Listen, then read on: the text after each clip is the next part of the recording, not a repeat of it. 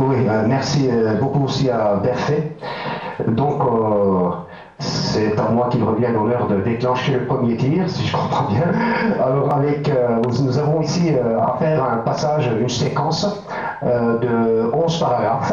Donc, nous avons découpé cette séquence-là de façon à ce qu'elle forme une unité sémantique suffisamment cohérente afin de procéder donc à une analyse structurelle. Alors, l'analyse que je vous propose donc est la suivante.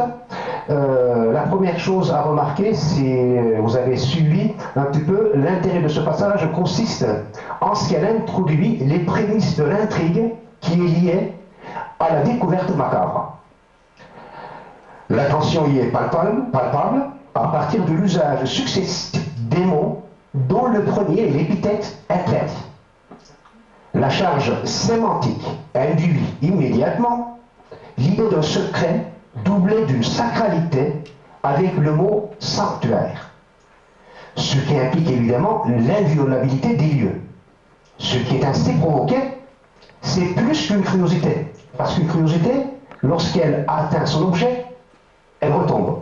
Or, c'est un état d'excitation conférant à l'interdiction et non à l'objet lui-même, puisque l'objet, on ne le connaît pas encore.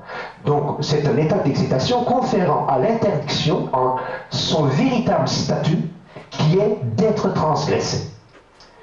Le redoublement des deux mots, sanctuaire, interdit, renforce paradoxalement cette volonté d'enfreindre l'ordre. Avec le deuxième paragraphe, l'attention qui était ainsi suscitée, curieusement, se désamorce. Face à l'inconnu, puisqu'on ne sait pas de quoi il s'agit exactement, c'est l'imagination qui reprend ses droits, produisant ses propres images. Mais cette chute de tension due aux chimères des jeunes gens repart des plus belles avec le troisième paragraphe. Le récit de Wilhelmina pourvoit en fait au vide du contenu, c'est-à-dire la chambre qui contient quelque chose, mais on ne sait pas exactement quoi. Alors, la description qu'elle fournit, donc, elle comporte tous les ingrédients nécessaires au remplacement des idées imaginaires. Elle donne une description tout à fait concrète, réelle, de ce qu'elle a entendu. Ce sont les craquements du plancher, par exemple. Donc, en fait, à défaut de savoir exactement ce qu'une des chambres renferme, l'on sait qu'il y a enfermé un ensemble d'animaux mythiques et empaillés, et la tension se relance à nouveau. La tension qui était tombée donc avec les équilibrations des jeunes, la tension est relancée à nouveau, mais d'une autre façon, sous cette forme-là, d'une description à nouveau inquiétante. Et d'ailleurs, la réaction le petit conflit qui a lieu entre Randolph et Wilhelmina est justement propice à relancer la tension, puisque la réaction de Wilhelmina rajoute un supplément de crédit à son récit. Donc on ne peut plus douter de ce qu'elle dit, puisque il y a un témoignage oculaire. Le paragraphe suivant désamorce une deuxième fois la tension en revenant à la description des lieux. Cette alternance permet au récit de se maintenir dans un déséquilibre susceptible de basculer à tout moment. L'accumulation d'indices suggère l'existence d'un secret dont la nature, pour le moins insolite, installe l'inquiétude. Vous voyez qu'on n'est plus dans la curiosité, mais dans l'inquiétude. La dialectique mise en place dans ce jeu de va-et-vient, la montée et la chute de la tension transforment les sentiments en pressentiments. C'est d'ailleurs, je fais juste une petite parenthèse, ce qui, d'une façon générale, diffère le genre littéraire, le merveilleux, du fantastique. C'est que dans le fantastique, justement, l'élément essentiel, ceux qui connaissent Maupassant ou d'autres écrivains le savent très bien, c'est justement cette présence de l'angoisse, de l'inquiétude. Et cet élément, qui est élément déterminant, le facteur essentiel du genre fantastique, est très bien mis en place dans ces paragraphes-là. Donc, avec le sixième paragraphe, nous changeons de décor. Ici, la progression géographique répond à celle avancée précédemment, qui nous fait passer du premier au second étage, puisqu'on était dans la visite des lieux, n'est-ce pas? Donc, ensuite au grenier. Donc, d'une part, au déplacement vertical, hein, qui a lieu donc des étages, on passe du premier au deuxième, ensuite au grenier. Il y a aussi donc il y a un déplacement qui est horizontal, et ces deux déplacements s'effectuent à l'intérieur de la maison, hein, et petit à petit on va sortir de cette structure verticale pour nous diriger vers l'extérieur. Donc il y a bien une première structure à l'intérieur du bâtiment au bas, et ensuite il y a une structure horizontale géographique qui va nous entraîner vers l'extérieur. Donc on obtient ainsi une sorte de structure en forme de croix, qui préside au déroulement du récit.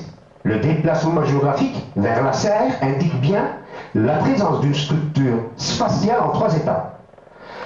Donc la serre, hein, et son parc qui s'étend autour, est l'endroit médian entre les pièces et la forêt.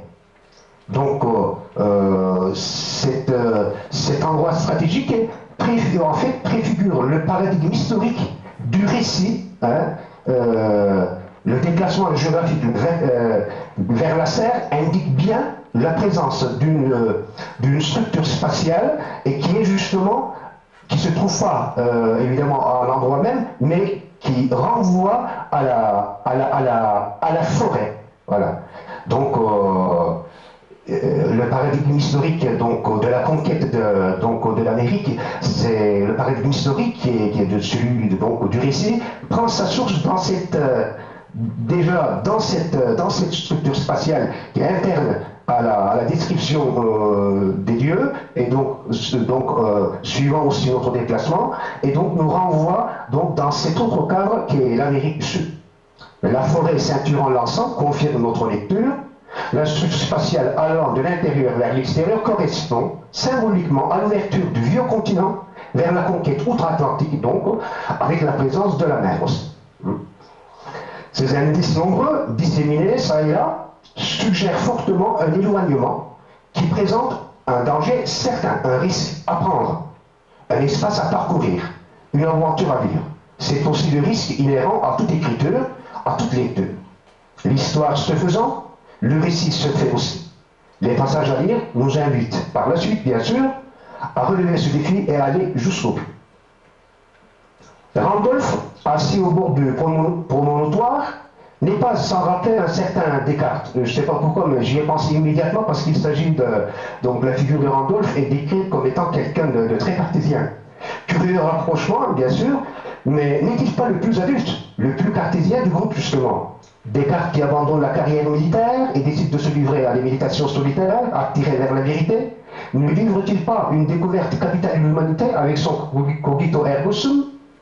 Le précipice au bord duquel il est assis n'est-il pas celui de l'humanité que contemple le célèbre penseur des temps modernes?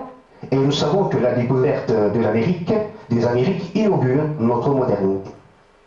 Nous remarquerons au passage que le non-respect de la consigne de ne pas s'approcher de la falaise n'est pas respecté, ce qui anticipe évidemment la découverte du secret maléfique.